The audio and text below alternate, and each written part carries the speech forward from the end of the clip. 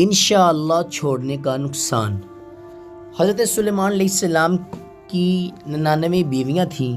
ایک مرتبہ آپ نے فرمایا کہ میں رات بھر اپنے 99 بیویوں کے پاس دورہ کروں گا اور سب کے ایک ایک بیٹا پیدا ہوگا، تو میرے یہ سب لڑکے اللہ کی راہ میں گھوڑوں پر سوار ہو کر جہاد کریں گے۔ مگر یہ فرماتے وقت آپ نے انشاءاللہ نہیں کہا۔ غالباً آپ اس وقت کسی ایسے مشغل میں تھے کہ اس کا خیال نہ رہا۔ اس انشاءاللہ کو چھوڑ دینے کا یہ اثر ہوا کہ صرف ایک عورت حاملہ ہوئی اور اس کے بھی ایک ناقص الخلقت یعنی کچا بچہ ہوا۔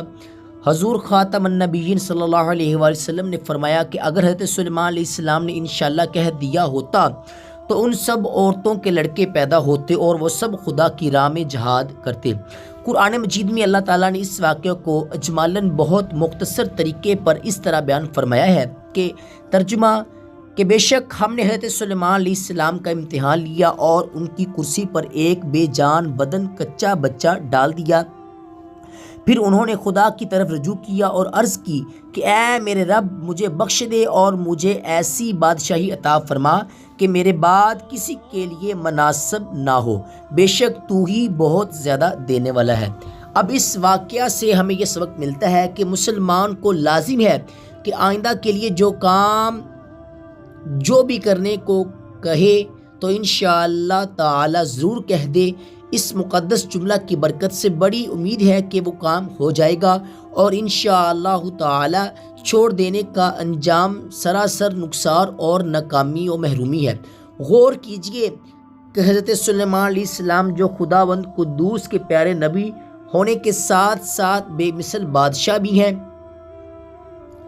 مگر انہوں نے لاشعوری طور پر انشاءاللہ تعالی کہنا چھوڑ دیا تو ان کا مقصد جو اعلیٰ درجے کی عبادت تھی پورا نہیں ہوا، اور وہ اس بات پر نہایت متاسف اور رنجیدہ ہو کر خدا کی طرف رجوع ہوئے اور وہ اپنی مغفرت کی دعا مانگنے لگے۔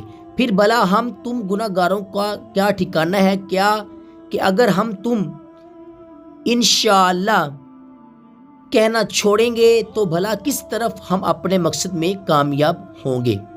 لہٰذا انشاءاللہ تعالی ضرور کہنا چاہیے اور یہ ضرور یاد رکھیے کہ انشاءاللہ تعالی کہنا چاہیے، کیونکہ اللہ تعالیٰ نے ہمارے رسول مقبول حضور خاتم النبیین صلی اللہ علیہ وآلہ وسلم کو قرآن مجید میں بڑی تاکید کے ساتھ یہ حکم دیا ہے کہ آئندہ کے لیے جو کام بھی کرنے کو کہیے تو ضرور انشاءاللہ تعالی کہہ لیجئے۔